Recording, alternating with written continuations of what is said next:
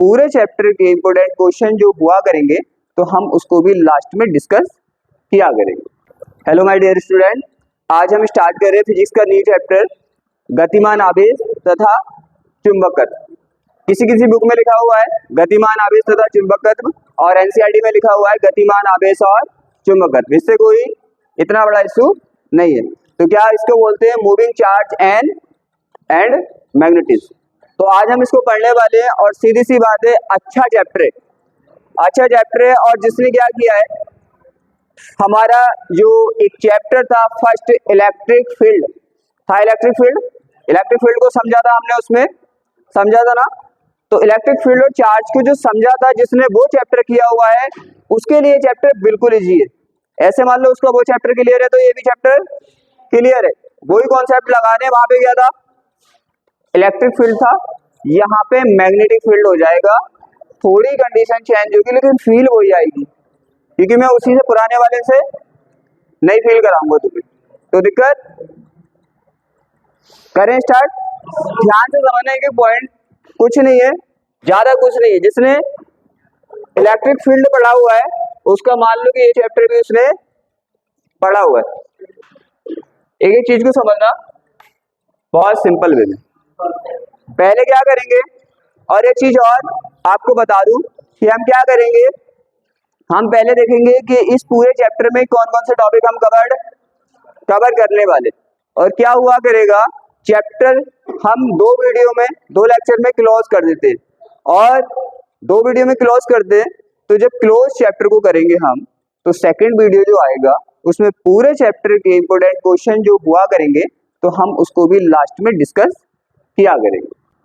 तो पहले हम देखें इस चैप्टर में कौन कौन से टॉपिक हम कवर करने वाले। तो पहला टॉपिक है हमारा परिचय, मतलब हम नॉर्मल इंट्रो देखेंगे कि चैप्टर में क्या होने वाला है, क्या नहीं होने वाला है।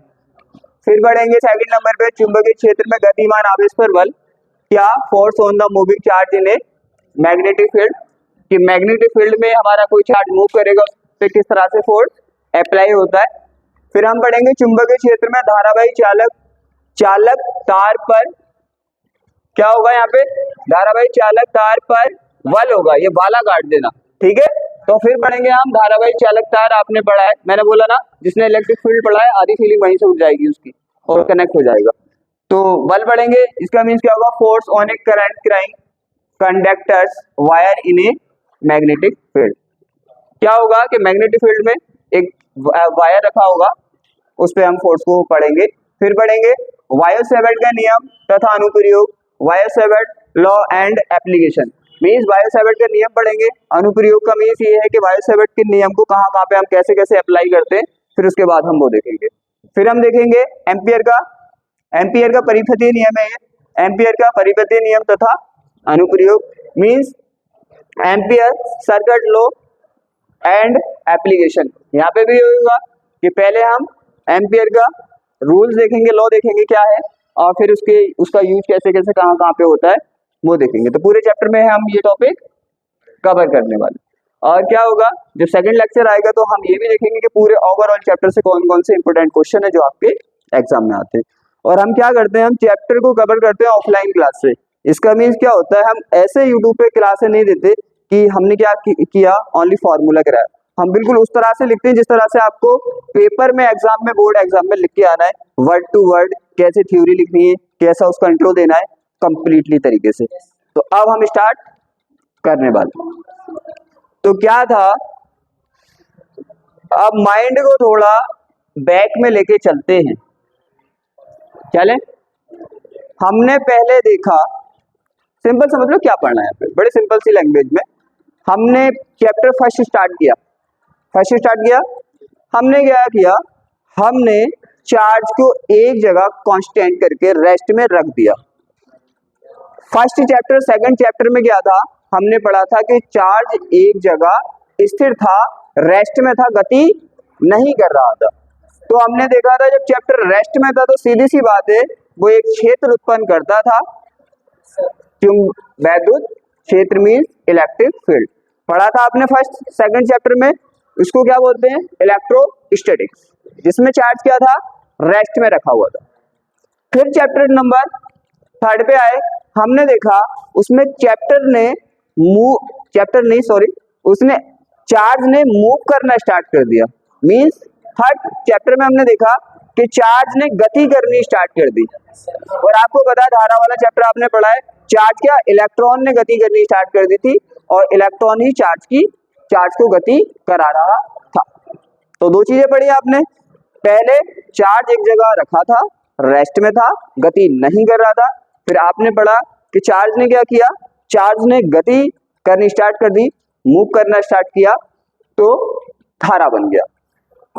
रेस्ट चार्ज को हम चार्ज ही बोलते हैं। जब चार्ज फ्लो करता है, मूव करता है एक जगह से दूसरी जगह, तो हम उसको क्या बोलते थे, धारा।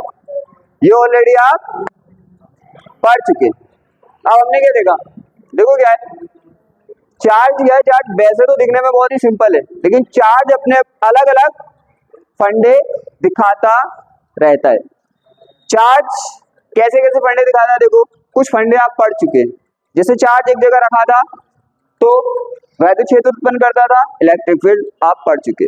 दूसरा, चार्ज ने क्या की थी, गति की थी, तो धारा उत्पन्न की थी, ये भी आप पढ़ चुके।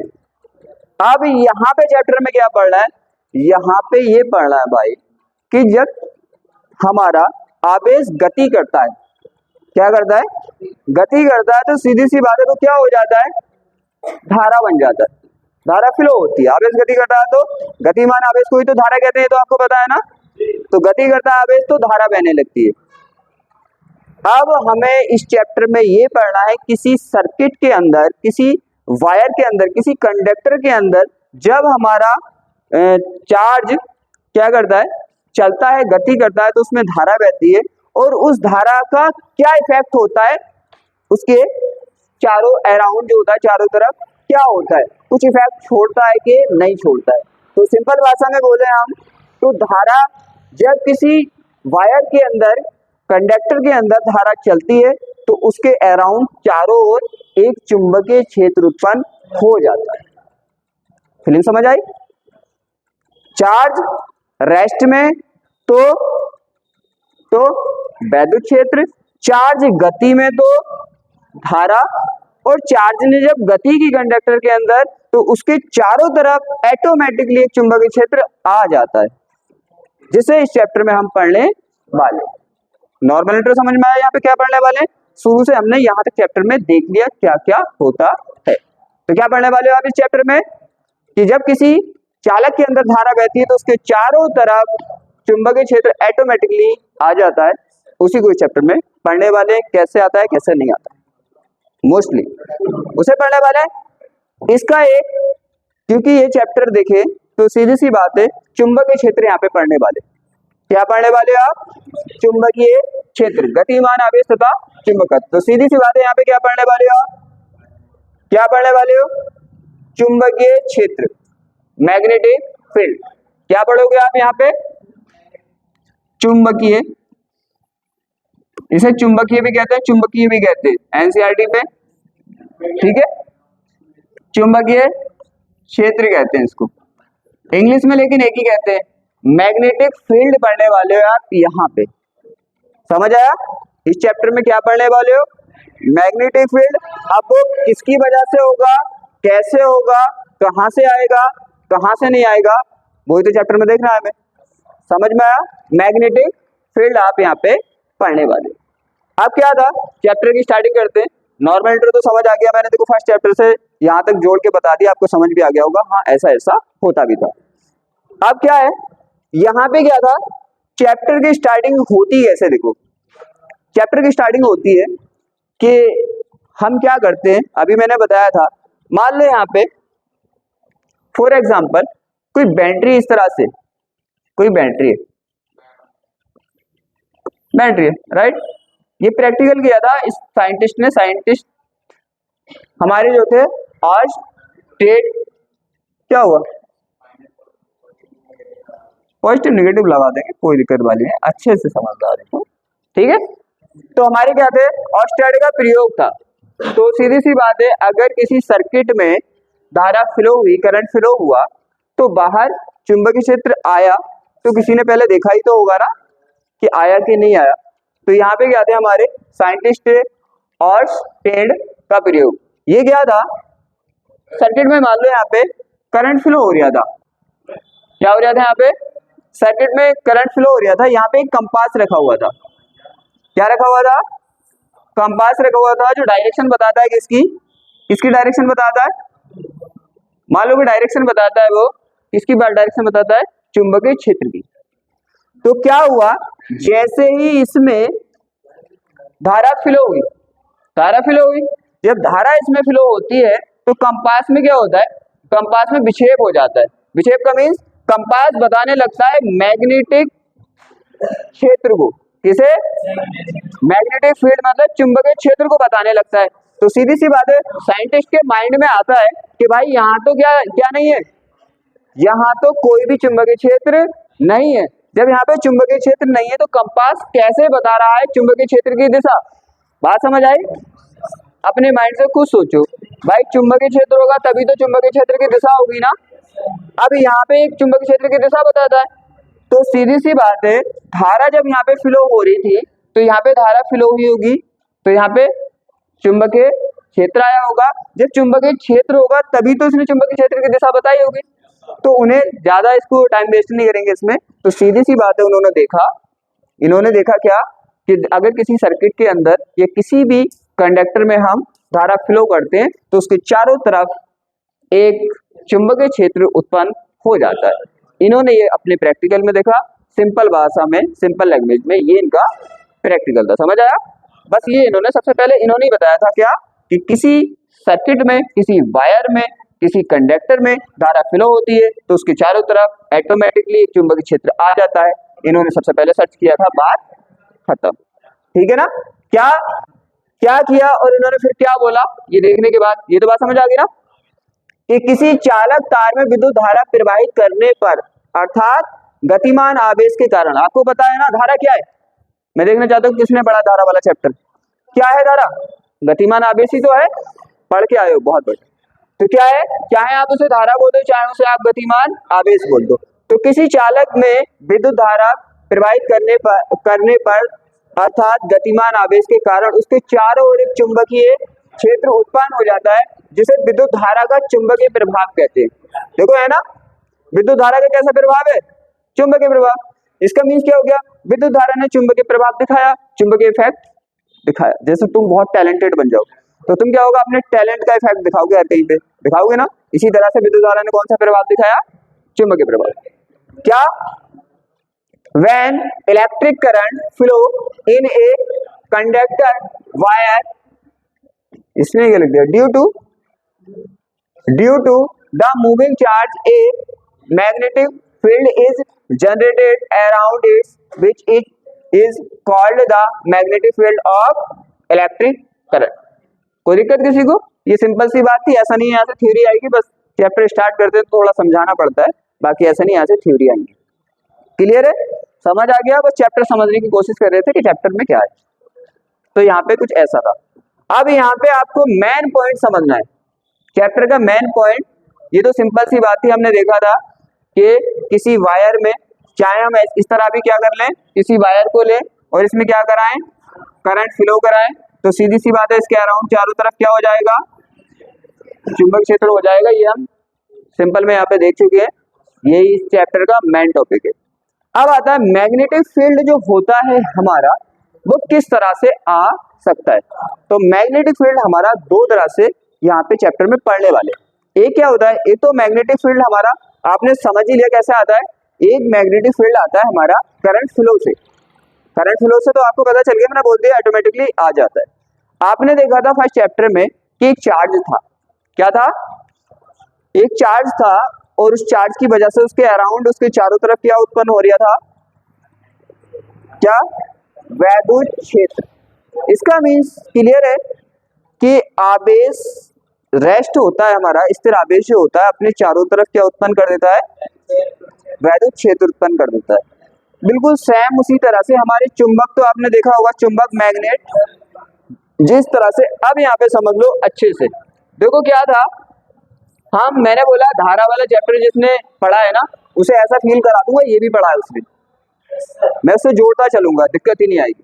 आपने देखा था कि हमारा चार्ज था, धारा चैप्टर में पढ़ा, धारा नहीं, आपने कौन से इलेक्ट्रिक फील्ड में पढ़ा था, एक चार्ज रखा था, तो चार्ज की वजह से उसके चारों तरफ कौन सा क्षेत्र जनरेट हुआ था, वैद्युत क्षेत्र, याद है ना। इसी तरह से इस चैप्टर में अगर आप मैग्नेट रख देते हो, क्या रख देते हो, कोई मैग्नेट रख देते हो, NS, जैसे ही मैग्नेट रखते हो आप, तो मैग्नेट के चारों तरफ भी क्या हो जाएगा, इस पे हो जाएगा चुंबकीय क्षेत्र V। बात समझ आ रही है। पहले चैप्टर में क्या था,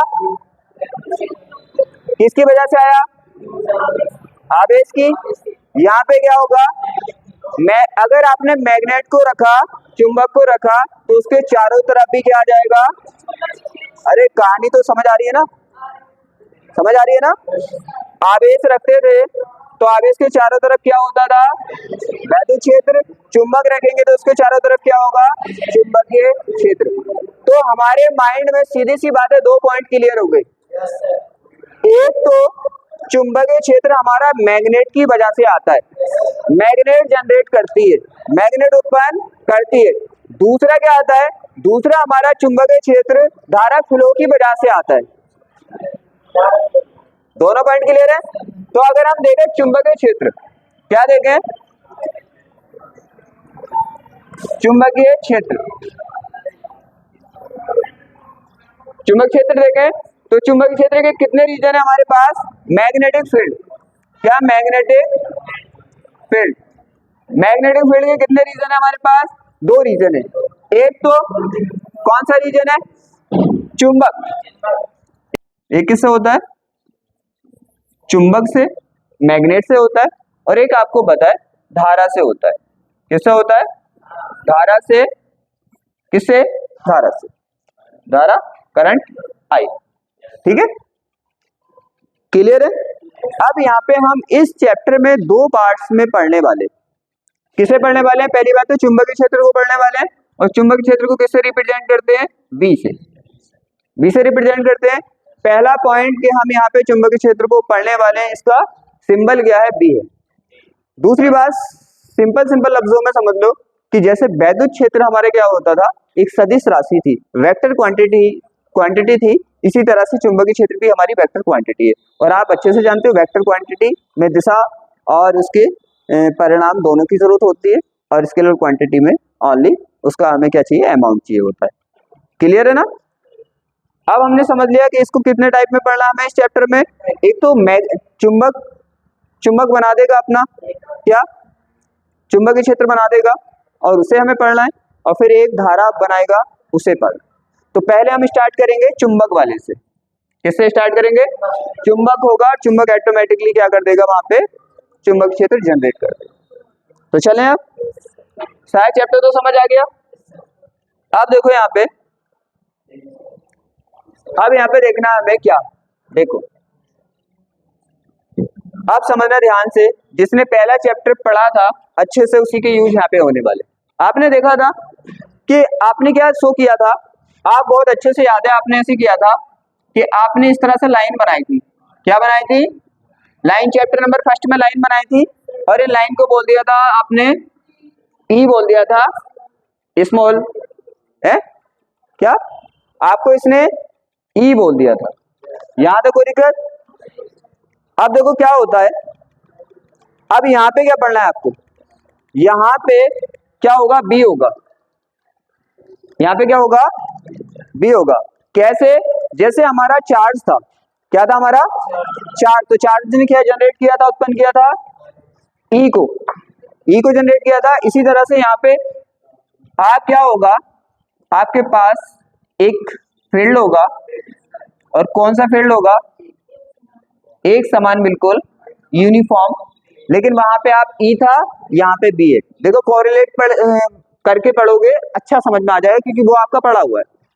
इस तरह से हो गया। आपको पता है ये किसकी वजह से आया था, चार्ज के, लेकिन चार्ज आपने डायग्राम में दिखाया नहीं था ना। यहाँ पे ये किसके वजह से आया, चुंबक के, लेकिन चुंबक को हम दिखाएंगे नहीं, के लिए हमें पता है कि आया चुंबक की वजह से ही, क्योंकि चुंबक नहीं होता तो ये भी नहीं। कोई दिक्कत नहीं होनी चाहिए। ठीक है। अब देखो क्या होगा, अब यहाँ पे इसको हम दिखाते नहीं है, जैसे वहां पे क्यू को नहीं दिखाते हैं ऐसे ऐसे यहाँ पे नहीं दिखाते हैं। हमें तो पता है यहाँ पे हमें एक क्षेत्र मिला है, चुंबकीय क्षेत्र।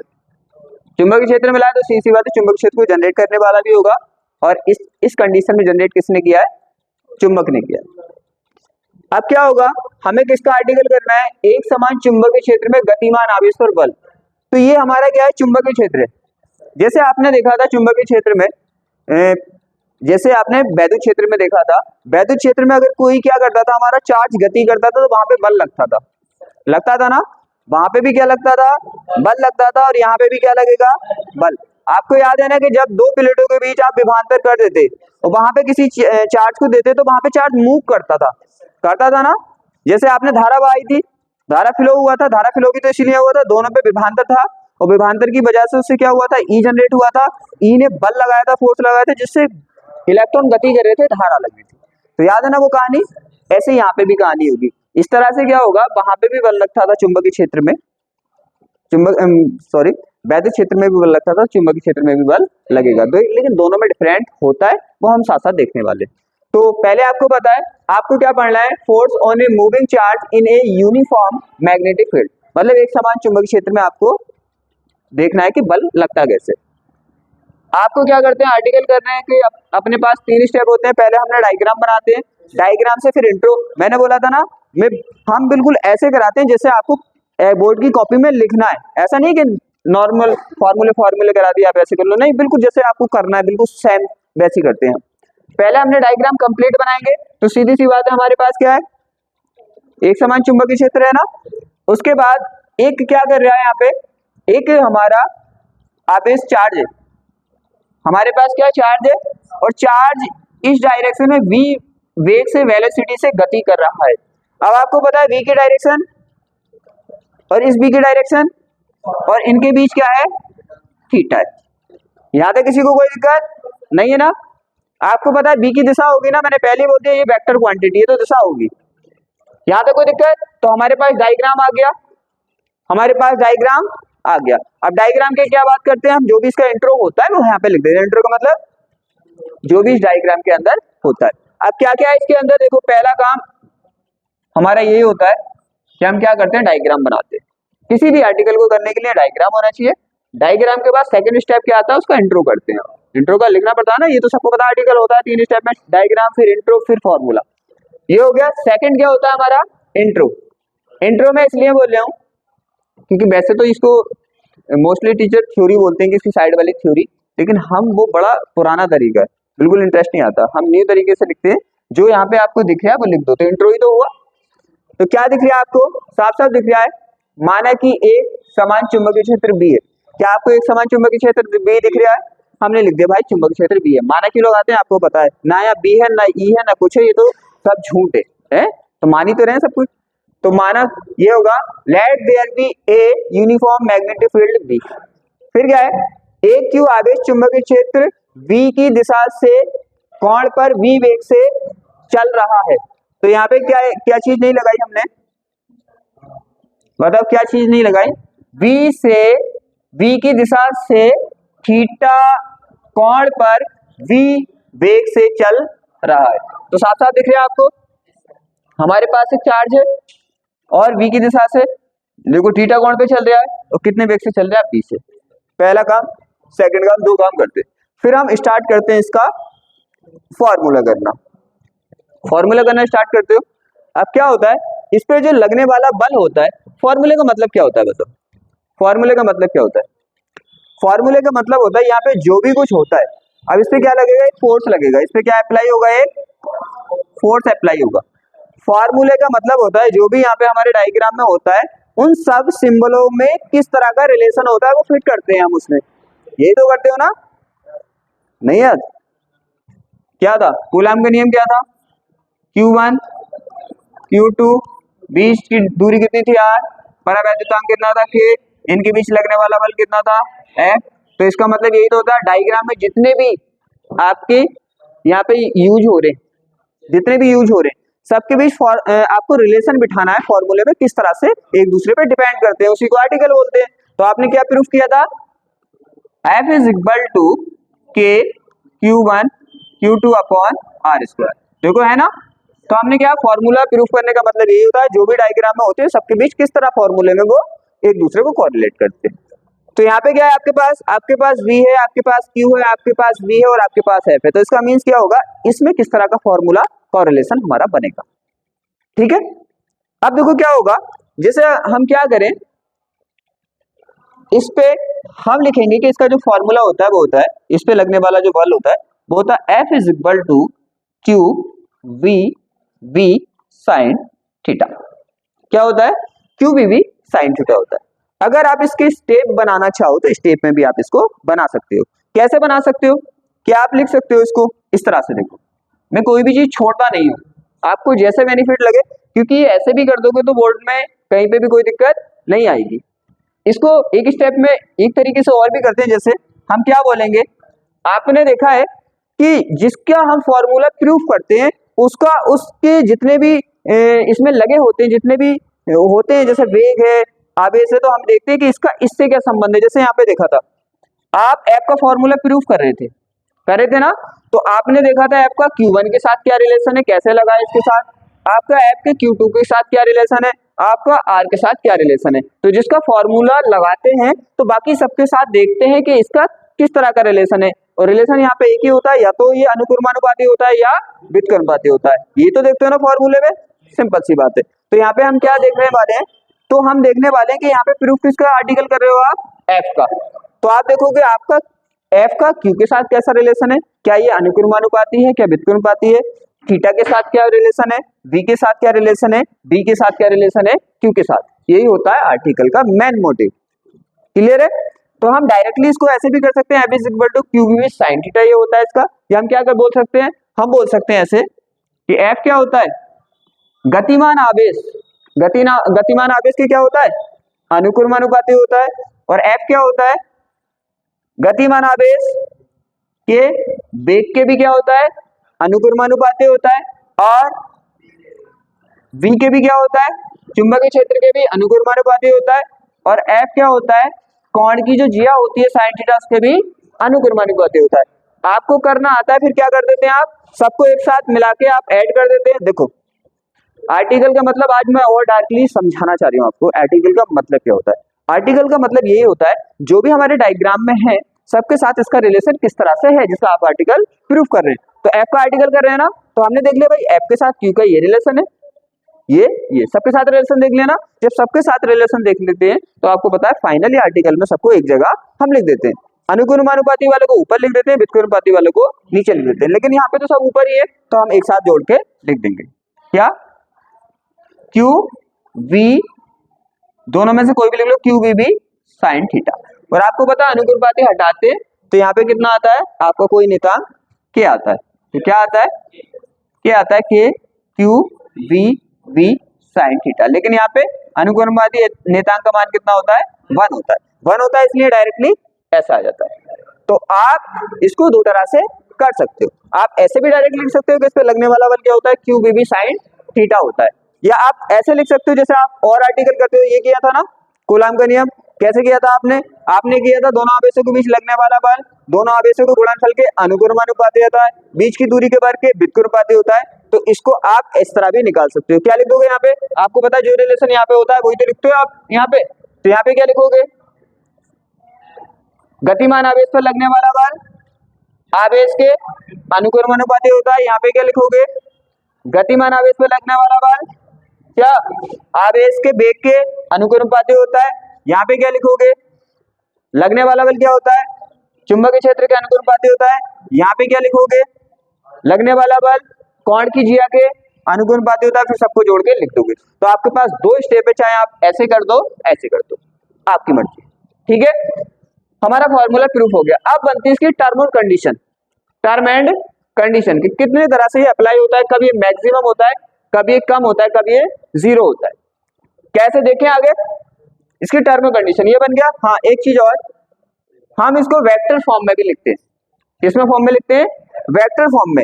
वेक्टर फॉर्म में जब लिखेंगे तो आपको पता है जो वेक्टर क्वांटिटी होती है उसमें वेक्टर आ जाता है, जो स्केलर क्वांटिटी होती है वो तो ऐसी रहती है वहां पे भी। तो क्या होगा यहाँ पे हमें जो देखना है, तो F vector is equal to Q into V vector into V vector, और साइन थीटा यहाँ पे हट जाता है, साइन थीटा यहाँ पे हट जाता है। आप सोचोगे साइन थीटा यहाँ पे क्यों हट जाता है, तो मैं अभी समझाने वाला हूँ।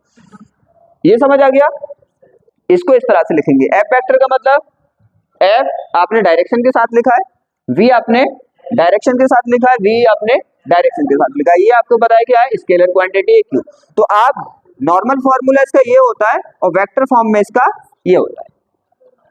क्लियर? यहां तक किसी को डाउट? अब हम देखते हैं इसके टर्म और कंडीशन, वेक्टर का इसका मीन्स क्या होता है। यहाँ पे स्लाइड मेरे पास नहीं है, तो मेरे पास स्लाइड है बहुत। देखो हमने क्या पढ़ा, हमने पढ़ लिया भाई कि इसका फॉर्मूला हमारे पास आया F is equal to Q V V sine theta. हमने फिर देखा कि इसका वेक्टर जो फॉर्मूला है वो इस तरह से होता है, Q vector V into V, इस तरह से। दोनों देख लिए। अब इसमें हम केस देखेंगे कि किस कंडीशन में किस तरह से बल ये लगता है, कब ये बल नहीं लगता, कब मैक्सिमम होता है, कब ये मिनिमम होता है, राइट। अब हम यहाँ पे देखने वाले हैं क्या, इसको भी समझाऊंगा वेक्टर किस तरह से आता है। तो यहाँ पे देखने वाले हैं हम, तो हम F का यूज करें केस फर्स्ट में, कंडीशन फर्स्ट में क्या होगा कि मान लिया कि ये इस तरह से क्या है, तीन कंडीशन होगी। एक तो ये इस तरह से V की डायरेक्शन ये है, और ये जो हमारा आवेश है ये भी क्या करे, इसके पैरेलल डायरेक्शन में, मतलब समांतर दिशा में गति करे। कहने का मीन्स है जो डायरेक्शन किसकी है, V की है, वही डायरेक्शन इसकी गति की दिशा की होनी चाहिए। दोनों की डायरेक्शन सेम है। जब दोनों की डायरेक्शन सेम है तो आपको पता है ये थीटा क्या है भाई, V और B के बीच का एंगल है। ये V और B के बीच का एंगल है। आपको पता है एक ही डायरेक्शन में है तो इनके बीच का एंगल कितना हुआ, अरे जीरो नहीं हुआ, पैरेलल। आपने पढ़ा होगा कि जो समांतर होते हैं उनके बीच कोण जीरो होता है, जो परपेंडिकुलर होते हैं, लंबवत होते हैं, उनके बीच कोण 90 होता है ना। जो अपोजिट डायरेक्शन में होते हैं उनके बीच 180 का एंगल होता है। तो समांतर है। अरे एंगल कैसे बनेगा बताना मुझे, ये भी इसी डायरेक्शन में, ये भी बताना मुझे। एंगल कहां से आ जाएगा, जीरो नहीं आ जाएगा, दोनों एक ही है। एंगल तो जब बनेगा जब ये ऐसे चले, जीरो हो गया। जब जीरो होगा क्या होगा, यहाँ पे जीरो होगा तो साइन जीरो का मान कितना होता है, जीरो। तो F कितना आ जाएगा, इसका मतलब ये हमारा सबसे मिनिमम आया ना मिनिमम। तो इसका मतलब ये क्लियर हो गया कि जिस डायरेक्शन में V है, उसी डायरेक्शन में अगर ये गति करे तो इस पे कोई भी बल नहीं लगाएगा। दूसरा केस सेकंड है, केस सेकंड अगर अपोजिट करे तो, अपोजिट का मीन्स इसकी डायरेक्शन इस साइड है। केस फर्स्ट का डायग्राम बनाया था हमने, अब हम बनाने वाले केस सेकंड का। मान लिया इस बार क्या है, दोनों की डायरेक्शन अपोजिट है। अपोजिट का मीन्स इसकी V की डायरेक्शन इस साइड है और इस V की डायरेक्शन इस side. Opposite means opposite direction में क्या होता है, एंगल जो जाता है 180 का जाता है। कितना जाता है, 180। आपको पता है ना, अरे एंगल निकालने आते हैं ना, ये V साइड और ये V। अब बताना मुझे कितना एंगल हुआ, क्या 180 का नहीं हुआ, V एंड V के बीच। देखो ध्यान से पढ़ो, समझा तो मैं ऐसे दूंगा, दिक्कत ही नहीं है, फोकस होना चाहिए बस। 180 है। अब आप सेकंड केस में क्या लगाओगे, 180 लगाओगे। आपको पता है ना जितना एंगल V V के बीच होगा वही तो लगाना पड़ेगा। वहां पे जीरो था, जीरो लगाया हमने, देखा F जीरो आया। यहाँ पे 180 है तो 180 लगाओगे। जब आप 180 यहाँ पे लगाते हो, Q V V साइन 180, तो साइन 180 का मान भी जीरो होता है। तो अब भी क्या आ गया है, जीरो आ गया। तो इसका मतलब हमने देखा कि इसकी दिशा में चलेगा तो भी ये बल नहीं लगाएगा, इसके अपोजिट चलेगा तो भी बल नहीं लगाएगा। कंडीशन क्लियर हो गई ना। तो अब हमारे माइंड में आता है भाई एक ही कंडीशन और बची है जब ये परपेंडिकुलर चलता है। थीटा कोण पे तो आपको पता है, थीटा में तो कोई दिक्कत ही नहीं है, वो तो आपको लगा दोगे जितना भी होगा। तीन कंडीशन हम मोस्टली देखते हैं, अपोजिट वाली, पैरेलल वाली और परपेंडिकुलर वाली। केस नंबर सेकंड थर्ड में अगर देखें हम, कौन सा, परपेंडिकुलर। परपेंडिकुलर का मीन्स ये इस तरह से होगा V, परपेंडिकुलर का मीन्स ये बिल्कुल 90 पे बनाता हुए चलेगा, इस तरह से 90 बनाएगा ना, तो यहाँ पे थीटा कितना हो गया अपना 90। और आपको बताए यहाँ पे आप क्या करोगे, केस थर्ड में क्या लगा दोगे 90, तो एफ क्या होगा क्यू वी वी साइन कितना है यहाँ पे 90। और आपको बताए साइन का मान 90 पे मैक्सिमम होता है, मैक्सिमम मतलब सबसे ज्यादा होता है, 90 पे क्या होता है इसका मान सबसे ज्यादा होता है। जब इस साइन 90 का मान सबसे ज्यादा होगा तो इस पूरे फॉर्मूले का मान भी सबसे ज्यादा आएगा। इसका मीन साइन 90 पे सिंपल में मैंने एक बार और बताया था, आपको याद होगा कि जहां पे साइन थीटा लिखा हुआ है तो उस पूरे इक्वेशन का 90 पे मान सबसे ज्यादा होगा और 0 पे मान सबसे कम होगा, और जो एंगल पे आएंगे मान वो उसके दोनों के मानों के बीच आएंगे। ठीक, तो 90 पे इसका मान क्या जाएगा मैक्सिमम, इसके लिए नहीं, साइन थीटा जहां पे भी लिखा है, तो इसका मीन्स एफ का मान क्या होगा यहाँ पे मैक्सिमम कितने पे होगा, बताओ मुझे क्या दिक्कत है। बिल्कुल सिंपल बच्चों वाली तो बातें चल रही है, 90 लगा दो, ये लगा दो, ठीक है, बाकी हम लगा सकते हैं। अब हमारी कहानी में एक बात आती है थोड़ा मैथ की, है मैथ में कैसे हो तुम मुझे पता है बहुत अच्छे हो, मैथ की थोड़ी बात आती है, तो इतना तो सीखना पड़ेगा कि जितना काम चले, काम चलने के लिए तो मैथ आना चाहिए। अब हमें देखना है कि भाई डायरेक्शन वायरेक्शन का जो सिस्टम था वो क्या था, तो कुछ डायरेक्शन का सिस्टम ये तो समझ आ गया ना, बताओ मुझे यहां तक किसी को कोई दिक्कत, ठीक है ना, क्लियर, चले आगे। अब हम आगे चलने वाले, अब हमारे डायरेक्शन का थोड़ा यहाँ पे यूज होता है पूरे चैप्टर में, पूरे चैप्टर में डायरेक्शन का यूज होता है। अब आपने देखा, देखो यहाँ पे अब हमें एफ की डायरेक्शन निकालनी है, किसकी डायरेक्शन निकालनी है, किस किस की डायरेक्शन है आपके पास वी और वी की डायरेक्शन है। भाई आपको पता है सिंपल सी लैंग्वेज में कि हमको पता है कि वी और वी की डायरेक्शन ये है, वी और वी की डायरेक्शन ये है, तो आपको पता है ये वेक्टर है, हमें डायरेक्शन पता है क्योंकि आपको पता है वेक्टर क्वांटिटी की सदिश राशियों की जो परिणाम होता है उसके साथ उसकी डायरेक्शन भी पता होनी चाहिए, दिशा भी तो पता होनी चाहिए। अब आपको पता है वी की दिशा तो पता है आपको इसकी वी की भी पता है, लेकिन यहाँ पे इस क्यू पे जो एफ लगा है तो भाई उसकी भी दिशा तो पता होनी चाहिए, ये भी तो क्या है वेक्टर क्वांटिटी है, तो हर वेक्टर क्वांटिटी की आपको डायरेक्शन पता होनी चाहिए, तो इसकी भी तो पता होनी चाहिए। अब माइंड में आता है इसकी तो दोनों की डायरेक्शन होती है, इसकी कैसे निकालें, तो हमने जो अभी वेक्टर फॉर्मूला बनाया था वो इसीलिए बनाया था कि हम इसकी डायरेक्शन को आइडेंटिफाई कर सके। कैसे, बड़ा सिंपल है, हमारा फॉर्मूला क्या है बताओ, फॉर्मूला क्या था हमारा फॉर्मूला था कुछ इस तरह से था, वेक्टर वाला यही तो था, वी वेक्टर वी, क्या ऐसे नहीं था, ऐसे था ऐसे, कोई दिक्कत किसी को नहीं। अब एक हमने पढ़ा था स्केलर गुणन, एक होता है वेक्टर गुणन, एक हम करते हैं क्या, हाँ कैसी मल्टीप्लाई होती है, स्केलर टाइप से करते हैं हम, और ये करते हैं वेक्टर टाइप से। स्केलर का मीन साफ साफ समझ में आ रहा होगा, स्केलर क्वांटिटी के लिए स्केलर टाइप का लेना पड़ेगा और वेक्टर क्वांटिटी के वेक्टर टाइप का लेना पड़ेगा। तो आप ये स्केलर वाला तो कर चुके हैं कि वेक्टर ए पे लगा हो और वेक्टर बी पे लगा हो, तो इसे कहते हैं स्केलर गुणन। कैसा है ये मल्टीप्लिकेशन, स्केलर पॉइंट वाले को स्केलर, तो ये किसके इक्वल आता है, ये आता है हमारा ए बी साइन थीटा के, मैंने चैप्टर में पढ़ाया था तुम्हें जब हमने क्या किया था,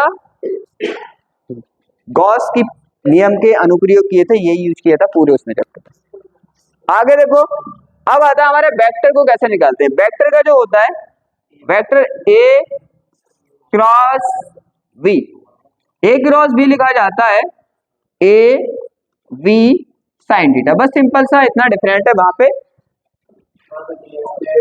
यहाँ पे क्रॉस आता है और यहाँ पे साइन थीटा आता है, वहां पे सॉरी यहाँ पे कोस थीटा आता है, क्या आता है कोस थीटा, और यहाँ पे आता है साइन थीटा। कोई दिक्कत किसी को नहीं ना। अब हम देखो इसका यूज करके किसी की भी डायरेक्शन निकाल सकते हैं, निकाले। अब यहाँ पे क्या है हमारा वी वी लगा हुआ है, क्या लगा हुआ है, वी वी लगा हुआ है, तो एफ की डायरेक्शन क्या होगी, सिंपल में हम ऐसे निकालते हैं। देखो डायरेक्शन किसी की जो पहले है उसे पहले लिखो, जो बाद में है उसे बाद में लिखो, दो ही तो आएंगे। जैसे यहाँ पे ए बी है तो ए बी इस तरह से तो होगा ना, यहाँ पे पहले ए आया सॉरी यहाँ पे पहले ए आया तो ए और यहाँ पे बी आया तो बी, और इनके बीच एंगल ऐसे तो होते हैं, ये ऐसे तो लगे हैं, देखो अपना भी कैसा लगा, ऐसे तो लगा है, देखो यहाँ पे थीटा है, ये क्या है अपना बी और ये क्या है बी। तो अगर इसे आराम से देखें प्यार के साथ तो ये इस तरह से देखो है ना, इस तरह से ऐसे है, ये जैसे ये है वैसे ये है। तो इसको निकालते कैसे, हमें पता है ये पहले हमारा आया v और फिर आया हमारा b, तो हमें निकालनी है डायरेक्शन f की। तो इसका बड़ा सिंपल तरीका है, सिंपल का मीन्स आसान। आप राइट हैंड लो, क्या लो आप, राइट हैंड लिया और ऐसे करके सीधा करो, इसे सीधा करा और फिर ऐसे हल्का मोड़ो, इसे फना बना दो, सांप वाला बना दिया, हाँ सांप का फना बनाया, और ये अंगूठा जो है जैसे सीधा रखो, रखा ऐसे करके ऐसे फना बना दो। अब इसे ऐसे लाओ, ऐसे लाओ, फर्स्ट वाले से सेकंड वाले की तरफ घुमाना है, फर्स्ट वाले से तो ऐसे करके आया ना, ऐसे करके देखो ऐसे आया, और जिस डायरेक्शन में ये अंगूठा जाएगा उस डायरेक्शन में एफ होगा। ऐसे करके रख रहे हो आप, तो ऐसे जा रहे हो तो ऐसे आ गया ना, पहले से ऐसे, तो ये अंगूठा किधर जा रहा है, अंदर, तो एफ की डायरेक्शन क्या होगी, एफ की डायरेक्शन क्या होगी अंदर, एफ की डायरेक्शन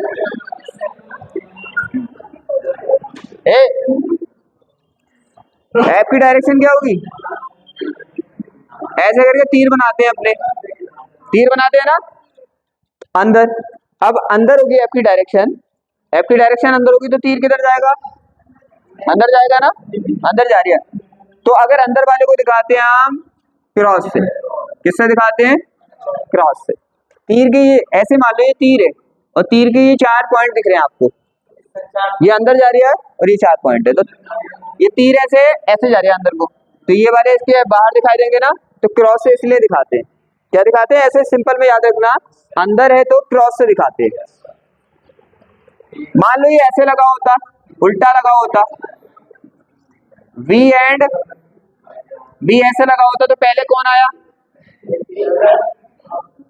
अब हमें किधर लेना पड़ेगा, B से लेना पड़ेगा ना, लेना पड़ेगा, तो आप कैसे लोगे आप, तो आप किधर आ रहे हैं, बाहर, तो सीधी सी बात है बाहर को दिखाते हैं पॉइंट से, बाहर है तो पॉइंट से, क्योंकि आप रिप्रेजेंट करेंगे अभी कहीं पे मैं बोलूंगा कि यहाँ पे चुंबकीय क्षेत्र कागज के तल के अंदर की ओर है, तो अंदर की ओर है तो किससे दिखाओगे आप, क्रॉस से, और मैं बोलूंगा कि बाहर की ओर है तो किससे दिखाओगे, पॉइंट से। दोनों पॉइंट क्लियर है, तो डायरेक्शन समझ आ गया होगा। आपने किससे निकालना है, आपको तो पहले बी दिया है ना, तो बी से लेना है इस बी की तरफ, और ऐसे करके फना बनाना है और ऐसे फने को घुमाना है, ऐसे करके घुमा दो, अंगूठा बताता है। क्लियर है, दोनों चीजें क्लियर हो गई। अब आगे चले, ये आर्टिकल क्लियर हो गया, आगे देखो आप ये वायर वाला करेंगे। आप देखो क्या, एक समान चुंबकीय क्षेत्र में आवेशित कण की गति, गति क्या करेगा, यहाँ पे आवेश हमारा क्या कर रहा था, गति कर रहा था ना, गति देख चुके हैं आप। तो अब हम देखेंगे यहाँ पे इस आवेश की, जो आवेशित कण है, आवेशित कण का मतलब समझ रहे हो, अभी आपने बोल दिया कि आवेश है, भाई आवेश किसी न किसी कण पे तो होगा, पार्टिकल पे तो होगा, ऐसा थोड़ी आवेश खुद भागता चल रहा है, किसी न किसी पे तो होगा ना, तो कण पे होगा, तो कण बोल दो चाहे खाली आवेश बोल दो, कोई भी दिक्कत वाली बात नहीं है। अब यहाँ पे 3 तरह से देखने वाले, कितनी तरह से देखने वाले हैं, 3 तरह से। भाई खुद सोचो, अपने माइंड पे थोड़ा फोकस डाल के,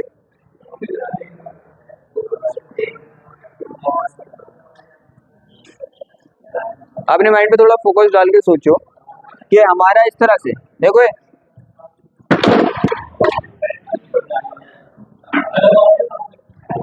यहाँ पे देखो, हमारा माना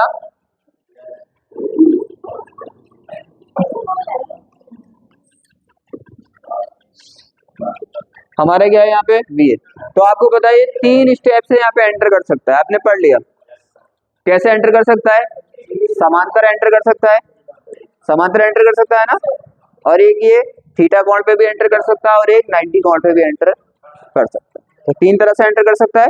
तो तीनों तरह से एंटर करता है तो क्या होता है वो देखने वाले।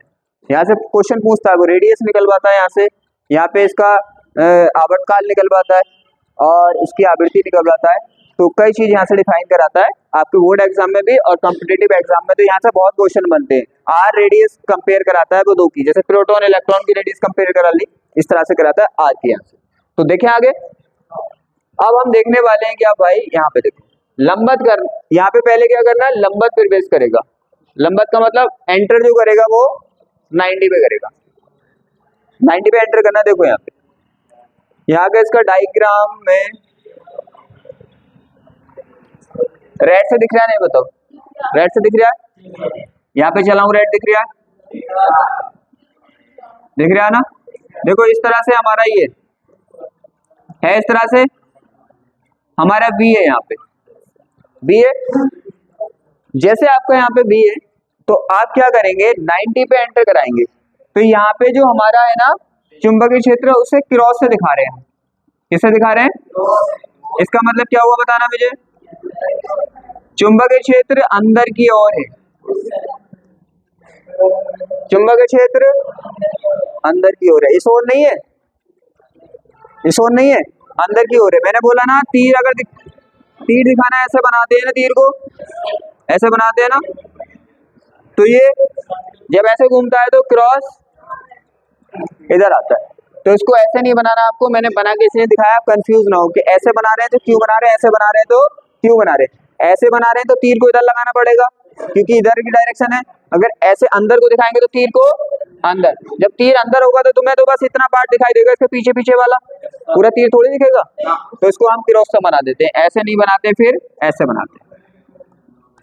मैंने बोला ना मैं 100% कोशिश करता हूं कि आपको एक एक पॉइंट बड़ी बारीकी से पढ़ाऊं, लेकिन आपका फोकस तो होना चाहिए। इस तरह से होगा तो ये तो हो गया, इस तरह से हो गया। अब हम इसे 90 पे भेजना है, कितने भेजना है, तो ये इस तरह से अंदर है।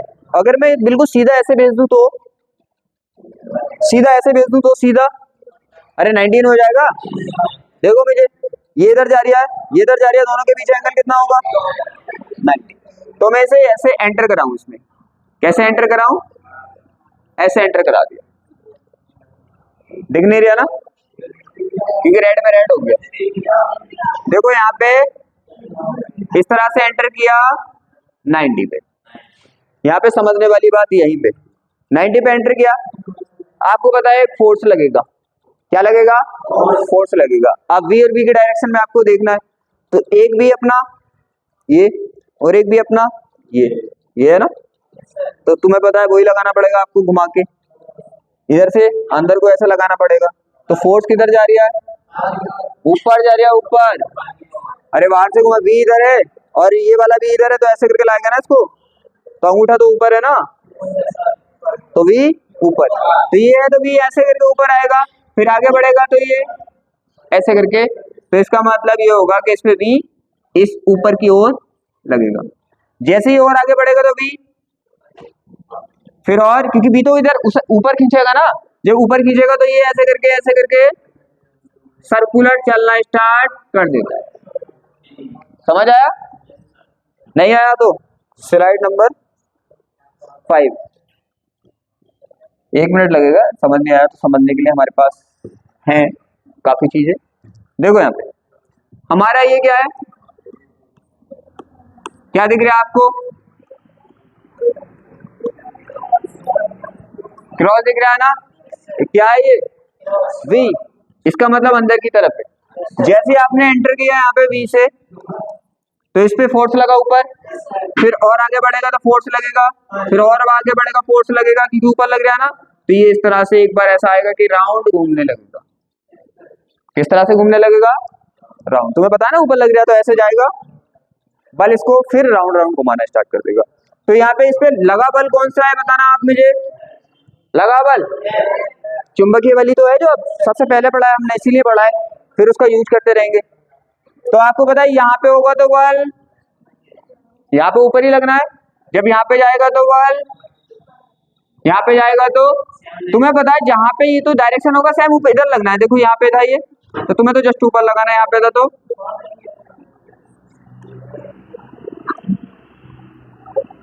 बताओ मुझे, किसी को दिक्कत यहाँ पे? सर्कुलर घूमना लगेगा, ये एंट्री की इसने और सर्कुलर घूमने लगा, कोई दिक्कत? अब यहाँ पे इसी में हमें सब कुछ करना है कि यहाँ पे क्या बना लिया इसने, वृत्त बना लिया, एक सर्कल बना लिया।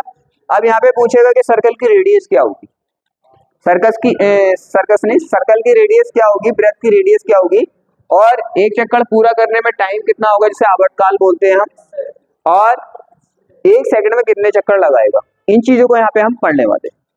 कितनी चीजों को, एक तो ये जो बना रहा है इसकी रेडियस क्या होगी, मान लिया कि ये इसकी रेडियस कितनी है r है, तो रेडियस कितनी होगी, एक चक्कर जैसे यहाँ से स्टार्ट किया था इसने, तो एक चक्कर लगाने में टाइम कितना लेगा और कितने चक्कर एक सेकंड में लगाएगा। बिल्कुल सिंपल में पढ़ रहे हैं, आप इतनी टेंशन लेने की जरूरत है, मैं जैसे जैसे बोल रहा हूँ वैसे वैसे सुनते रहो। दिक्कत नहीं ना? अब यहाँ पे देखो ये चीज हमें समझ आ गई, हाँ ये डिफाइन करना होता है। अब एक चीज यहाँ पे देखो आप ध्यान से कि ये बल हमेशा किस डायरेक्शन में लग रहा है, देखो ध्यान से।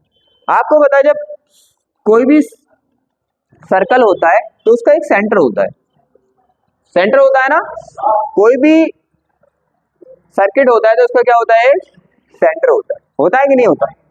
तो यहाँ पे इसका भी सेंटर होगा, तो तुम देख रहे हो कि भाई ये बल हमेशा सेंटर की ओर लग रहा है, सेंटर की तरफ लग रहा है ना, तो यहाँ पे भी सेंटर।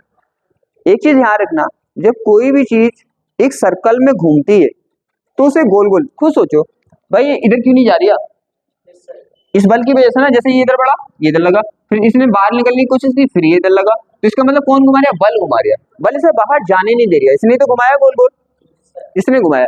तो जब कोई भी किसी सर्कल पे घूमता है तो सेंटर की तरफ एक बल होता है, बल लगता है ना, और वो अभिकेंद्र बल देता है। ये फर्स्ट ईयर का टॉपिक है, कौन सा बल लगता है, अभिकेंद्र बल। अभिकेंद्र बल जब तक लगता रहेगा, जब तक वो सर्कुलर वो खत्म, तो ये भी बाहर भाग जाएगा। तो सिंपल भाषा में एक चीज याद रखनी है, जो ज्यादा डार्कली नहीं लेना चाहता, कि अगर सर्कुलर घूमेगा तो सेंटर की तरफ एक अभिकेंद्र बल लगेगा, इतना तो याद कर सकते हो, जिसे डायरेक्टली समझ में आता है, बहुत अच्छी बात है। और वो होता है हमारा कितना होता है, जैसे मान लो हमारा पार्टिकल है, ये कोई कण है, तो इसका द्रव्यमान भी तो होगा, द्रव्यमान भी तो होगा ना इसका चार्ज तो आपको पता है क्यू है ही, और इसकी त्रिज्या जो आर है, तो ये आता है mv²/r, ये आता है mv²/r। बस इसका यूज करना है और आपका आर्टिकल ये हो गया, आर्टिकल हो जाएगा। अब देखो समझ में आ जाएगा।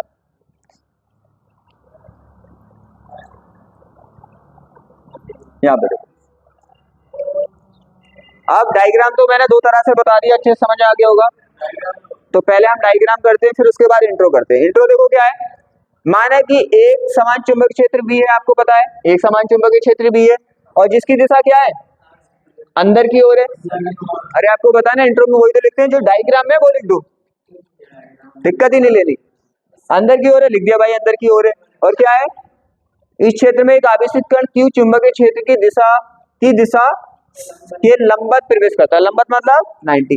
तो जो यहाँ पे डायग्राम में होता है वही तो लिखते हैं, हमने लिख दिया भाई ऐसा ऐसा होता है। Let there be a uniform magnetic field V। बाकी आपको पता है डायरेक्शन वायरेक्शन इसने बताई, परपेंडिकुलर से यहाँ पे एंटर करता है। क्लियर है ना, परपेंडिकुलर से एंटर करता है, ये चीज आपको पता है वही लिखनी होती है। आगे चले, अब हमें डायग्राम करके फिर हमें इंट्रो लिख के फिर फॉर्मूला करना होता है। फॉर्मूला स्टार्ट करते हैं। यहाँ पे देखो, चुंबकीय आवेश के ऊपर लगने वाला चुंबकीय बल कितना होगा, अभी पढ़ा था आपने, कितना होगा आपको पता है। फॉर्मूला कितना होता है भाई, फॉर्मूला कितना होता है, कितने पागल हो आप, क्यू बी साइन थीटा, ये होता है ना। तो आपको पता है यहाँ पे लंबवत करेगा तो थीटा बराबर कितना आ जाएगा 90, और साइन 90 का मान 1, तो क्या आ जाएगा क्यू बी, अभी तो प्रूफ भी किया था ये। तो लंबवत प्रवेश करेगा तो लगने वाला बल कितना होगा, क्यू बी, यही लगेगा ना। यहाँ पे किसी को दिक्कत, ये पढ़ चुके हो आप कि भाई कोई भी चुंबकीय क्षेत्र में करेगा अगर वो समांतर ना हो, अपोजिट डायरेक्शन में ना हो, तो उस पर बल लगता है। 90 पे कितना लगता है सबका हमने निकाल लिया, हम डायरेक्ट अब लगा सकते हैं, ये लगेगा। अब मुझे बताइए इस बल ने क्या किया था, इस बल ने क्या किया था, बताओ मुझे क्या किया था इस बल ने? कुछ नहीं किया। इस बल ने देखो, ये जो बल लग रहा था F बराबर क्यू बी बी, इसी बल ने तो इसे सर्कुलर घुमाया भाई, इसी बल ने तो इसे क्या घुमाया, सर्कुलर घुमाया। इसका मतलब यही बल इसे कौन सा बल दे रहा है? अब ध्यान से समझो, जो बल इसको सर्कुलर घुमाएगा, मतलब वृत्तीय पथ पर घुमाएगा, वो ही बल क्या देगा इसे, अभिकेंद्र बल देता है, देगा। तो किसने घुमाया इसने, जो हमारे यहाँ पे मैग्नेटिक फोर्स लगा था उसी ने तो घुमाया इसने सर्कुलर, तो यही क्या देगा इसे, अभिकेंद्र बल भी यही होगा, मतलब सेंटर की ओर जो लगने वाला बल है वही उसको कौन सा बल देता है, अभिकेंद्र बल देता है। कोई दिक्कत? आप देखो, मैं इसलिए समझा समझा के बता रहा हूँ क्योंकि यहाँ पे प्रॉब्लम नहीं आनी चाहिए। देखो यहाँ पे ये हो गया। अब यहाँ पे क्या होगा, देखो चुंबकीय बल आवेशित कण के वृत्ताकार पथ पर घुमाने के लिए अभिकेंद्र बल देता है। ये तो मैंने बोला, दिखाया था अभी कि घुमा कौन रहा था, चुंबकीय बल, तो अभिकेंद्र बल भी कौन देगा, चुंबकीय बल। तो साफ साफ लिखा था magnetic force will provide the centre, ये देखो ये वाला जो बल होता है हमारा सेंट्रीपेटल जो फोर्स होता है हमारा, ये होता है सेंट्रीपेटल का मतलब देखो सेंटर, सेंट्रीपेटल का मीन्स सेंटर से बनाइए, तो सेंटर का मीन्स क्या होता है, जो सेंटर की डायरेक्शन में लगता है, तो कौन देता है, एफ देता है। कोई दिक्कत? समझ आ गया होगा, सिंपल सी बात है कि जो हमारा घुमा रहा था राउंड राउंड, वो इसको क्या दे रहा है, अभिकेंद्र बल दे रहा है, सेंटर की ओर लगने वाला बल ही तो है अभिकेंद्र बल, ये हो गया। तो आगे समझ आ गया, चले आगे। अब देखो अगर क्या होगा, कण कितना हो, अगर उसका द्रव्यमान कितना है, कण का द्रव्यमान, कण का द्रव्यमान का मतलब जो आवेश आया है, जो आवेश यहाँ पे आया है उसका द्रव्यमान m है, जो राउंड घूम रहा है ना, अरे सीधी सी बात है, जो यहाँ पे आवेश आया है तो वो कण ही तो है ना, तो उसका द्रव्यमान भी होगा, उसका वेग भी है, उसका आवेश भी है। तो हमने बोला कि भाई द्रव्यमान कितना है उसका, मास उसका m है, पथ की त्रिज्या कितनी है सर्कुलर, रेडियस कितनी है उसकी r, तो अभिकेंद्र बल निकालना हमें है, निकाले कितना होता है, मैंने अभी लिख के बताया था आपको, कितना होता है, कितना होता है, F is equal to M B square upon R. यहां तक कोई दिक्कत? अब आपको पता है ये वाला बल कौन सा है भाई, क्यू बी बी, अरे आपको पता नहीं है कौन सा बल है, ये हमारा F क्या दे रहा है, अभिकेंद्र बल, और कौन सा बल दे रहा है अभिकेंद्र बल, F, और F क्या है, क्यू बी बी। मैंने क्या बोला सिंपल वर्डों में, जो बल घुमाएगा वही बल अभिकेंद्र बल देगा, तो कौन सा बल घुमा रहा है, क्यू बी बी घुमा रहा है, तो क्यू बी बी घुमा रहा है, तो भाई अभिकेंद्र बल भी तो क्यू बी बी ही देगा। तो ये वाला बल कौन सा है, क्यू बी बी, तो क्या Q B B is equal to M B square upon R. कोई दिक्कत? आपको पता है यहाँ से रेडियस डिफाइन करनी होती है, त्रिज्या निकालनी होती है, b की पावर से v गया, हमें निकालना है r, r को इधर ले आएंगे और क्यू बी को नीचे ले आएंगे, तो हमारे पास सीधे सीधे वर्डों में आ जाएगा M B upon Q B. तो आपका शायद, सॉरी यहाँ पे v नहीं, अपना दूसरा वाला भी है, ये वाला भी, तो रेडियस निकाल ली, रेडियस निकाली ना, ये होते बड़े इजी है, बहुत इजी होते हैं, लेकिन क्या होता है जो सही से नहीं पढ़ता बड़े हार्ड लगते हैं उससे। अब निकालना है हमें आवर्तकाल, कौन सा, टाइम पीरियड निकालना है। टाइम पीरियड मैंने बता दिया था आपको, टाइम पीरियड होता क्या, आवर्तकाल होता क्या है। उसने पूछा भाई यहां से तो इसने स्टार्ट किया और घूम के यहीं पे आ गया, तो जब थोड़ी मेरी ड्राइंग ना ज्यादा टॉप नहीं है तो भाई ये टेढ़ा बेड़ा बन जाता है। देखो यहाँ पे आपको पता है ये हमारे पास कुछ सर्कल था, तो इसने यहां से स्टार्ट किया था, यहां से स्टार्ट किया था ना, तो पीरियड टाइम आवर्तकाल कहते किसे, यहां से स्टार्ट किया था तो वापस यहीं पे आने में मतलब एक चक्कर लगाने में कितना टाइम ये लेता है, उसे बोलते हैं आवर्तकाल या पीरियड टाइम। देखो यहाँ पे क्या होगा, जिसे निकालने का सिंपल सा फॉर्मूला होता है, आपने पढ़ा भी है, चाल बराबर दूरी बटे समय। क्या पढ़ा था आपने, चाल बराबर दूरी बटे समय। ये फॉर्मूला बड़ा सिंपल होता है लेकिन बहुत अच्छा काम दिखाता है ये हर जगह। चाल बराबर दूरी बटे समय मतलब यहाँ पे लेना है इसकी वेलोसिटी, यहाँ पे लेना है डिस्टेंस, यहाँ पे लेना है टाइम। अब मुझे बताओ वेलोसिटी क्या है इसकी, चाल कितनी है, चाल कितनी है, हमें टी निकालना है। तो जो निकालते हैं हम ऊपर ले लेते हैं ना, तो हम टी को ऊपर ले लें, वी को नीचे ले जाएं, तो क्या होगा, समय बराबर टाइम यहाँ पे आ गया, डिस्टेंस ऊपर ही रहेगी और यहाँ पे हमारा वेलोसिटी जो चाल होगी वो नीचे आ जाएगी। कोई दिक्कत नहीं ना। हमें पता है समय हमें निकालना है, टाइम हमें निकालना है, क्योंकि देखो पीरियड टाइम ही तो डिफाइन करना है आवर्तकाल, टाइम हमें निकालना है, टाइम हमें डिफाइन करना है, डिफाइन करना है। दूरी, एक बात बताओ, दूरी का मतलब कितनी डिस्टेंस इसने चली है। तो कुछ सोचो भाई, यहाँ से स्टार्ट किया था इसने चलना और लौट के यहाँ पे आया था, तो यही दूरी तो चली है इसकी परिधि, परिधि बोलते हैं ना इसको। हाँ, जो सरफेस है इसका पूरा सरफेस ही तो चल घूम के आया है इसका, तो इसकी डिस्टेंस कितनी होती है, आपने पढ़ा था 2 पाई आर होती है, कितनी होती है 2 पाई आर। तो डिस्टेंस कितनी चली इसने 2 पाई आर चली। वेलोसिटी आपको पता है कितनी है इसकी v, आवर्तकाल निकल गया। तो पीरियड टाइम कितना होगा ये समझाने के लिए बताया था, तो पीरियड टाइम कितना होगा इसका t is equal to 2 pi R upon v। बताओ मुझे किसी को दिक्कत, आप r का मान यहां से उठा के रख सकते हो, r का मान उठा के रख सकते हो ना, तो r की जगह क्या आ जाएगा अपना, देखो 2 पाई v तो अपना ऐसे ही रहेगा, जो r है हमारा r की जगह क्या रख देंगे हम, क्या रख देंगे, देखो q m b upon q v, v से क्या v चला गया, तो ऊपर क्या बचा हमारा 2 पाई m अपॉन नीचे कितना अपना q v। तो इतना सिंपल सा है ये अपना क्या 2 पाई m अपॉन q v। कोई दिक्कत, सिंपल, बताओ मुझे, है ना सिंपल।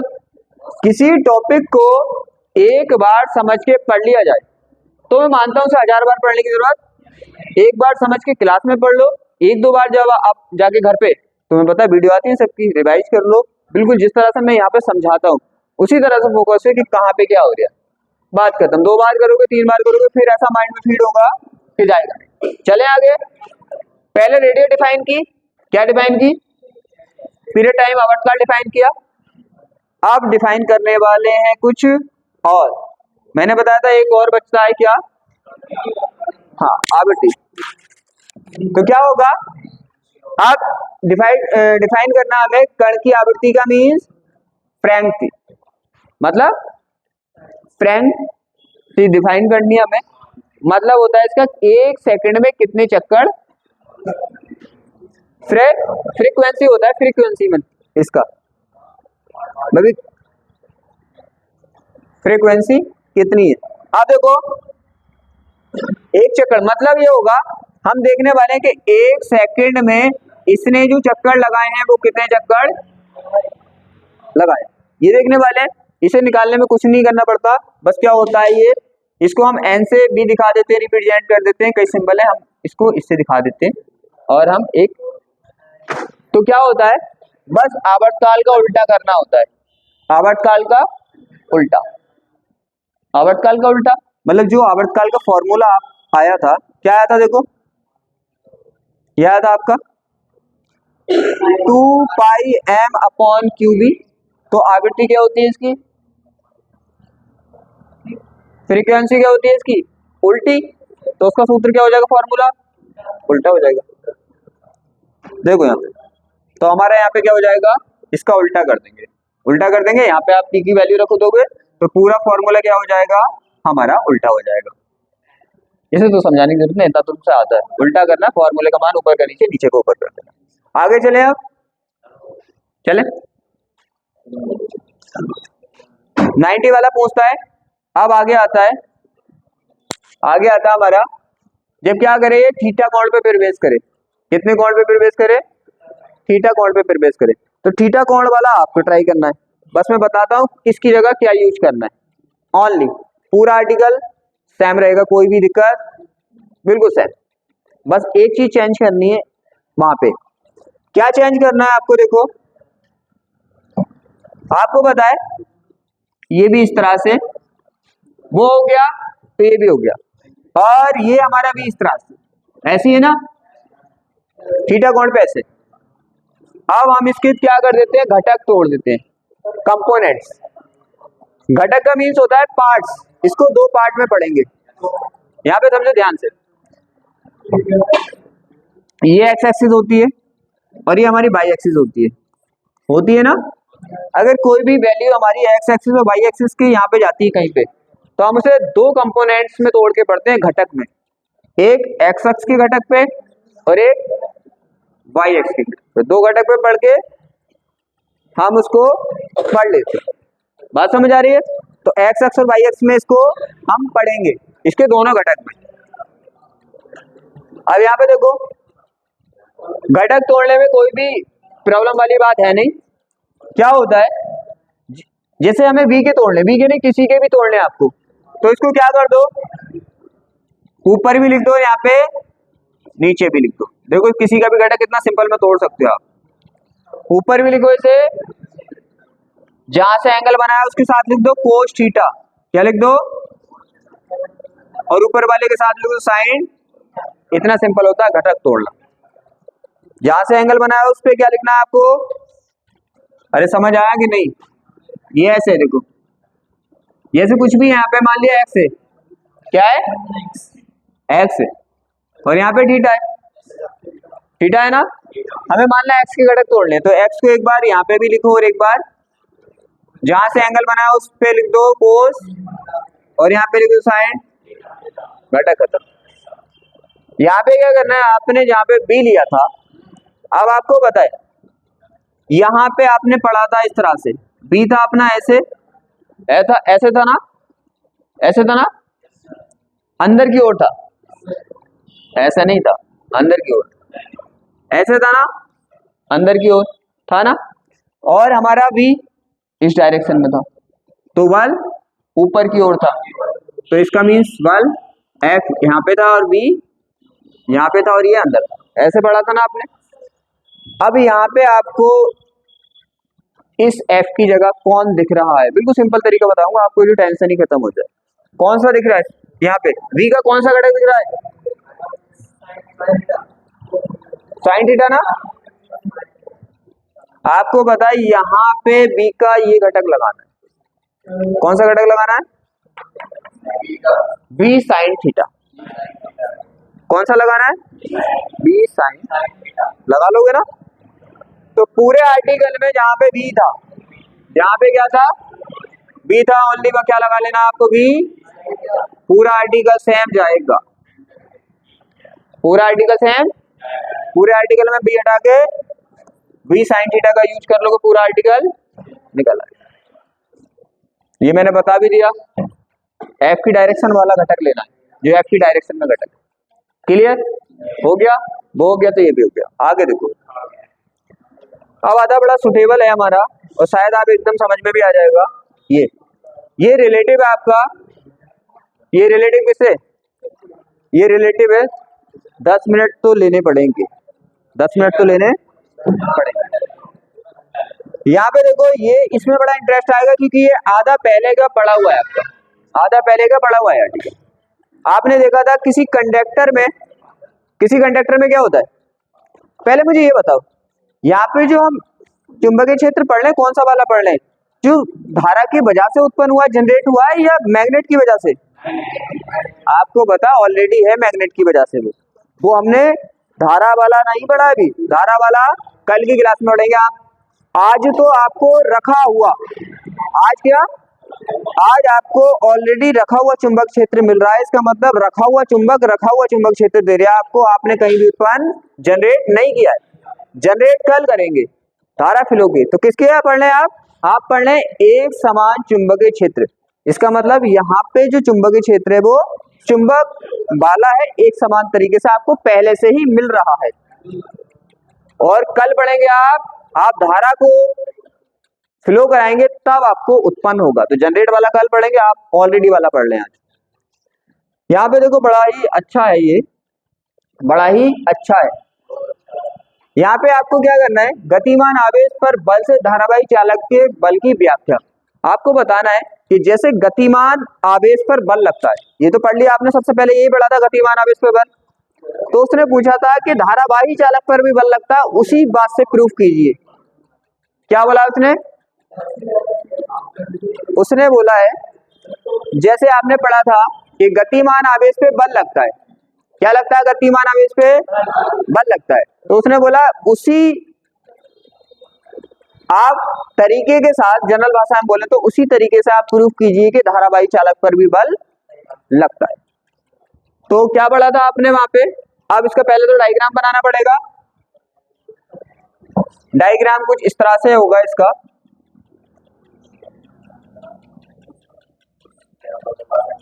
देखो मैं डायग्राम लेके आता नहीं हूं, मालूम है क्यों, क्योंकि यहाँ के हम बना के देखते हैं ना अच्छे से तो समझ आता है, एक्सप्लेन कर पाता हूँ मैं, बने बनाए होते हैं कुछ पता नहीं चलता क्या हो रहा है। यहाँ पे भी है, फिर हमने लिया एक कंडक्टर लिया, आपको पता है इसमें कितनी धारा फ्लो हो रही है, आई धारा फ्लो हो रही है ना, आई धारा फ्लो हो रही है, सीधी बात है, इसकी लेंथ हमने मानी, इसकी लेंथ L है, और इसमें ये जो है इसके V के, और इसमें जो रखा है ये हमारा वायर तार, तो इनके बीच थीटा एंगल है, कितना एंगल है, थीटा एंगल है। आपको पता है पहले डायग्राम भी बनाना होता है आर्टिकल का, फिर इंट्रो कर दो। आर्टिकल में क्या क्या दिख रहा है आपको, क्या क्या दिख रहा है, एक समान चुंबकीय क्षेत्र दिख रहा है ना, तो हमने लिख दिया माने कि एक समान चुंबकीय क्षेत्र V है, मतलब let there be a uniform magnetic field V। कोई दिक्कत आपको, फिर क्या दिख रहा है, चुंबकीय क्षेत्र में L लंबाई के एक तार, चुंबकीय क्षेत्र से B से कितना थीटा लिखना है, यहाँ पे थीटा कितने पर, थीटा कोण बनाते हुए रखा है, साफ साफ दिख रहा है देखो कि कितना, ये जो तार रखा है कितना रखा है, इसकी लंबाई L है और ये थीटा कोण पर रखा हुआ है। बताओ मुझे किसी को दिक्कत, हमने यही लिखा है, एक conductor wire of length L is placed in the magnetic field at an angle with the magnetic field B। यहाँ पे भी क्या लिखना है, B लिखना है। डायग्राम हो गया, डायग्राम हो गया ना, डायग्राम के बाद क्या करते हैं हम, इसका इंट्रो, क्योंकि आर्टिकल की शुरुआत एक आर्टिकल करते हो कैसे हो, पहले साइड में डायग्राम बनाते हो, फिर साइड में कुछ लिखते हो ना, वो तो पुराना वाला रूल अपना खत्म हो गया, अपने तो जो भी डायग्राम है वो छाप देते हैं, फिर हम फॉर्मूला प्रूफ करते हैं। यहाँ पे क्या होगा, आपने पढ़ा था, याद करो क्या पढ़ा था आपने, ये नीचे चला गया थोड़ा, चलो कोई नहीं मैं बता दूंगा। आपने पढ़ा था, याद करो कि हमारा कोई भी कंडक्टर होता है, क्या होता है, ये कंडक्टर ही है ना, कोई भी हमारे पास कंडक्टर होता है, जब कंडक्टर होता है तो क्या होता है, उसके सिरों पर विभवांतर होता है, धारा वाले चैप्टर में पढ़ा था ना, और उसमें इलेक्ट्रॉनों की संख्या n होती है एकांक आयतन में, एकांक आयतन का मतलब आयतन की वैल्यू कितना ले रहे हो, 1 ले रहे हो, होती है, इलेक्ट्रॉन होते हैं, इलेक्ट्रॉन का अनुगमन वेग Vd होता है, ड्रिफ्ट वेलोसिटी, ये तो सब पढ़ रखा है ना आपने, उसी का यूज यहाँ पे करने वाले। क्या देखो, तार की लंबाई L, एकांक आयतन में मुक्त इलेक्ट्रॉनों की संख्या n तथा इलेक्ट्रॉनों का अनुगमन वेग Vd। ये लाइन कहाँ की उठी है, ये तो पिछले चैप्टर की लाइन उठी है, ये तो आपने पढ़ा नहीं था कि इलेक्ट्रॉनों की संख्या होती है, अनुगमन वेग ये होता है, तो ये होगा कि नहीं होगा, होगा ना। अब यहाँ पे समझो, यहाँ पे समझो, आपके पास क्या है, यहाँ पे चुंबकीय क्षेत्र है, क्या है, चुंबकीय क्षेत्र, ध्यान से समझना, यहाँ पे क्या है, वायर है, और वायर के अंदर क्या गति कैसे गति चल रही है, किसकी गति चल रही है, इलेक्ट्रॉन की। इलेक्ट्रॉन मींस आवेशी तो है इलेक्ट्रॉन, अरे इलेक्ट्रॉन क्या है, इलेक्ट्रॉन हमारा माइनस का 1.6 इंटू 10 की पावर माइनस 19 कूलाम आवेश है, ये है आवेश ही तो है। तो यहाँ पे क्या, यहाँ पे चुंबक क्षेत्र V है, यहाँ पे कौन गति कर रहा है इसके अंदर, इलेक्ट्रॉन। इलेक्ट्रॉन का मीन्स इतना आवेश गति कर रहा है। खुद सोचो भाई, जब आवेश गति करेगा V में तो क्या उस पर बल नहीं लगेगा, लगेगा ना, लगेगा, वही हमें देखना है। जैसे आपने पीछे पढ़ा था कि किसी चुंबकीय क्षेत्र में अगर कोई आवेश गति करेगा तो उस पर बल लगेगा। तो यहाँ पे भी तो कोई ठंडा बन रहा है बिल्कुल। यहाँ पे क्या है, यहाँ पे वायर के अंदर गति कर रहा है आवेश। आपको क्लियर पता है धारा कब बहती है, जब आवेश गति करता है, आवेश गति करता है धारा बहती है।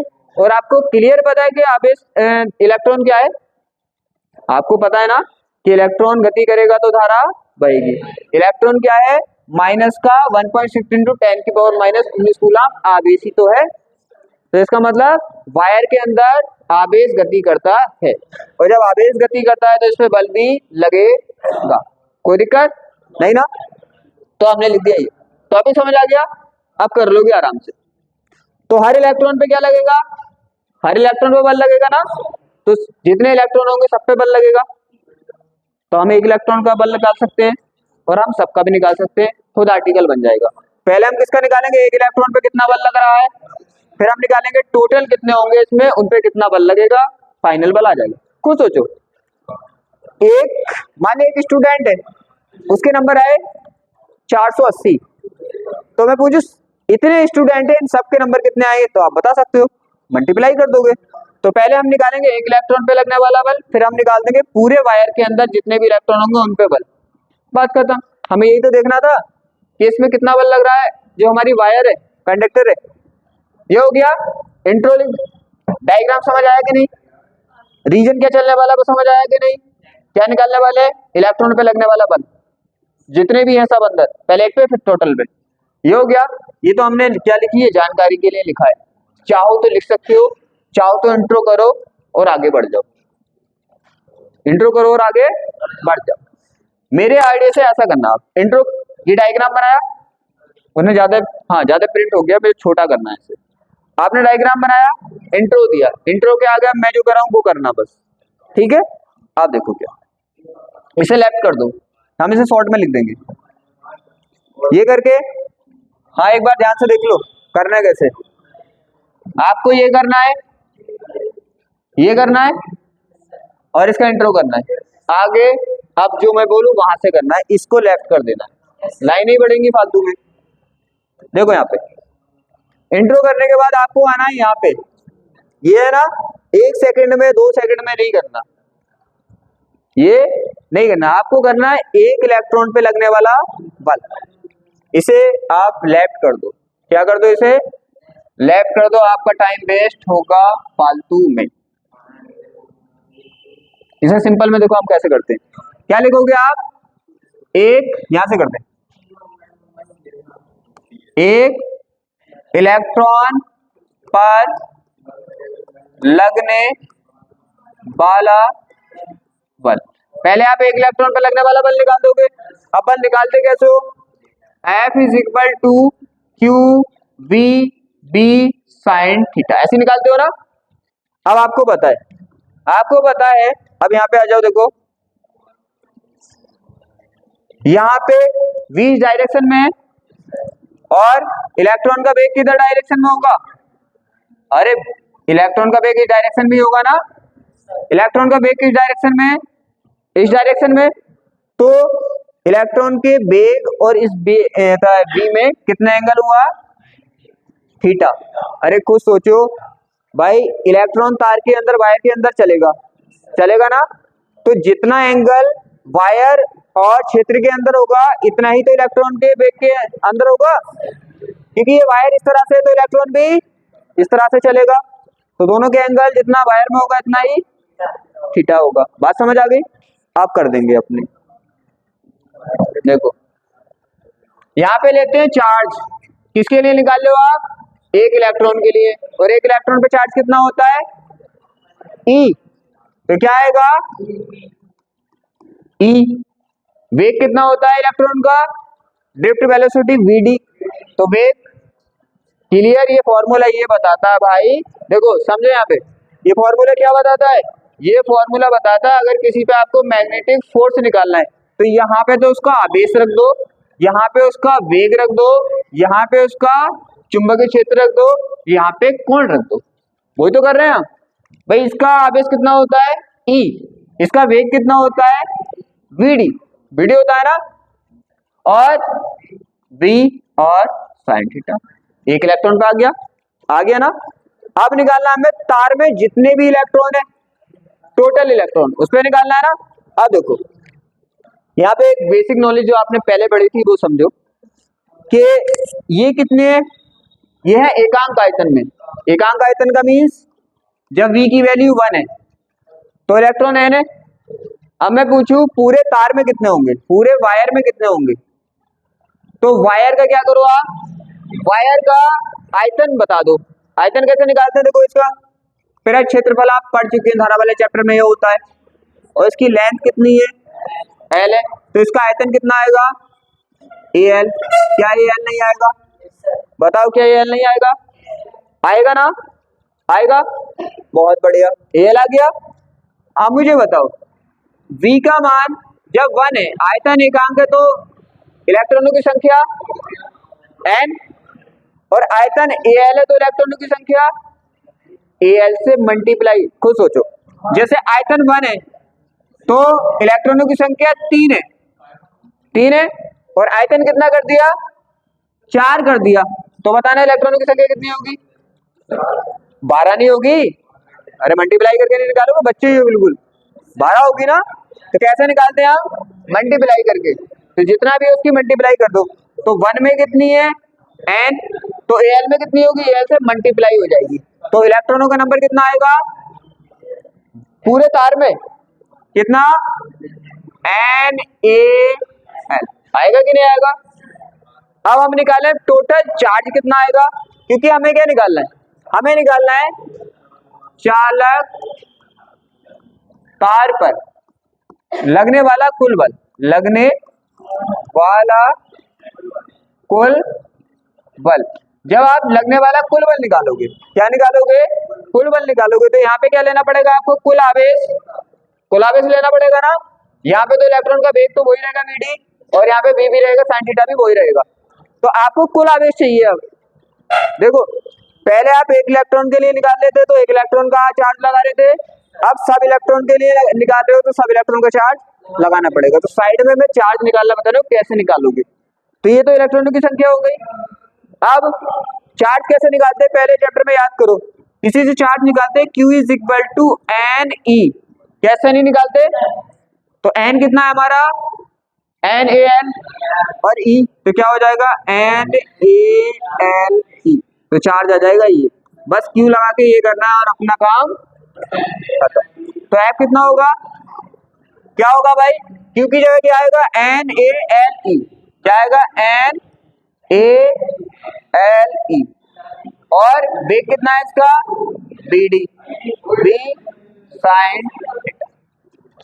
आपने चैप्टर नंबर 3 में क्या पढ़ा था, याद है कुछ, NaBDE किसके बराबर होता है, क्या I के बराबर नहीं होता, धारा के होता है ना। तो हम इसकी जगह क्या लिख देंगे NaEBD, इसकी जगह क्या होता है I, तो इनकी जगह आ जाएगा I। हमारे क्या बचा L बचा, और हमारे क्या बचा V साइन थीटा। तो ये वाला IG है ना, देखो ये जी पड़ेगा बिल्कुल, एक इलेक्ट्रॉन पे निकाल दो फिर टोटल इलेक्ट्रॉन पे निकाल दो, फाइनल हो गया। अब देखो यहाँ पे लिख देना साइड में, I बराबर क्या होता है, I बराबर क्या होता है NaLBD। सिंपल हो गया काम, हो गया ना सिंपल काम। बस अब मैं एक बार रिवाइज करा दूं क्या होगा, एक मिनट रुको, करना कैसे, पहले आपको ये डायग्राम बनाना है, बना लिया, और ये इंट्रो कर दिया, उसके बाद यहाँ पे आगे कुछ भी नहीं करना। फिर आपको क्या करना है, फिर बस ये 2 लाइनों में प्रूफ हो जाएगा। यहाँ पे एक इलेक्ट्रॉन पे लगने वाला बल निकाल देना है, फिर पूरे चालक पे लगने वाला बल निकाल देना है, फिर I की जगह ये रख देना आर्टिकल प्रूफ, बिल्कुल सिंपल है। हैं? कौन सा स्लाइड? ये कोई दिक्कत किसी को? आप तो लिख लोगे ना, applied force A, applied force on one electron, applied force on total electron, applied force on one electron, applied force on total electron. एक साथ पे मैं डबल डबल लिखा टाइम लो। चले आगे, चले आगे, बस एंड हो गया, लो एंड भी हो गया। अब क्या है, आज की क्लास को क्या करते हैं हम, यहाँ पे समाप्त करते हैं, काफी लंबी टाइम चली है आज क्लास। तो क्या होगा, कल को क्या करेंगे, हम इस चैप्टर को क्लोज कर देंगे।